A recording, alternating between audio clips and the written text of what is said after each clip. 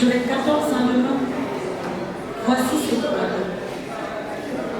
le mariage, le ménage, l'appropriation et la soumission. Vous savez pourquoi?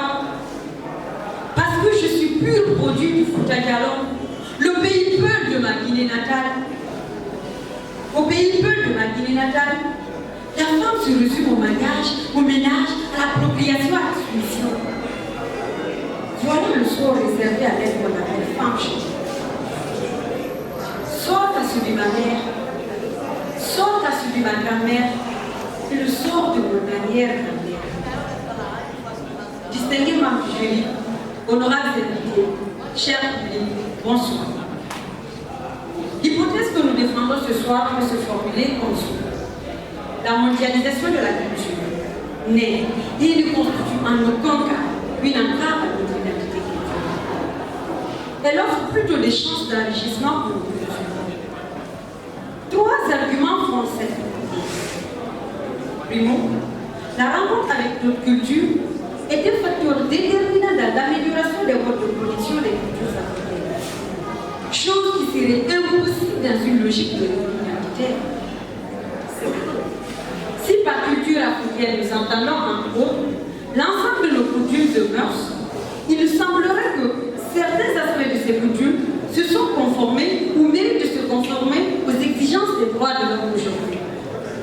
Cette connexion n'a été ou ne peut être possible qu'avec la rencontre de nos cultures où ces valeurs sont largement pratiquées. Version enfant, le caractère endémique des conflits armés en Afrique trouve sa source dans le culte des replis identitaires, propre à certaines populations et à leur élite.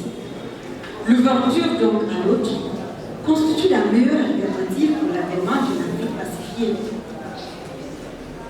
Distingués membres du jury, honorables invités, nous savons tous que la littérature africaine est essentiellement de tradition orale.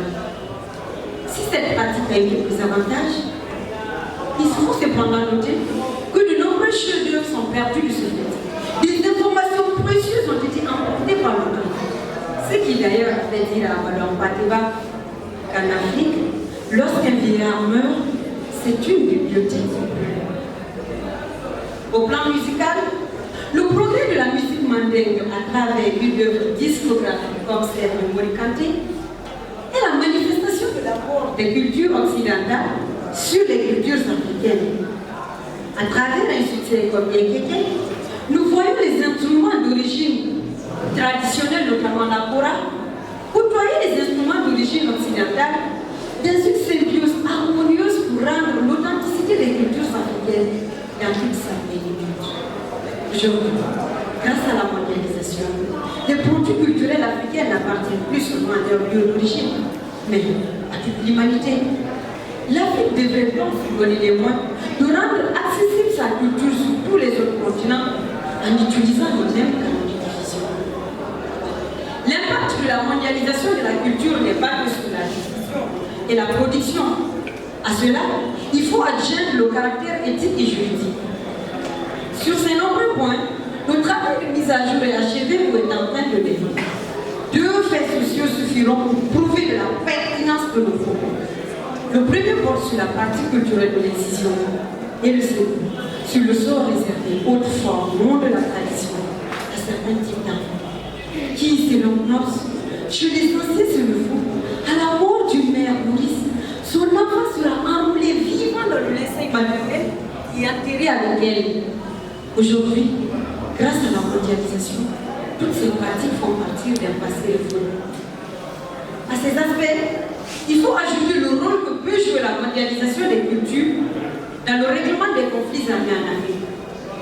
Si l'on devait douter du caractère confligent des replis identitaires, il faudrait se souvenir de notre histoire récente, dont le cas du Rwanda constitue la meilleure illustration. Il est vrai que le cas du Rwanda est assez complexe, mais nous restons persuadés qu'une bonne ouverture à l'autre aurait pu éviter ce génocide. Alors, comme nous le voyons, l'UE ne constitue pour les cultures africaines un danger, un frein. La mondialisation de la culture doit plutôt être saisie comme source d'enrichissement. Enrichissement au point où il permet d'améliorer les promotion des cultures africaines, enrichissement, parce qu'il permet d'uniformiser les cultures africaines avec les valeurs défendues par le droit humain international, et enrichissement, parce qu'il permet d'atténuer les conflits de réalité.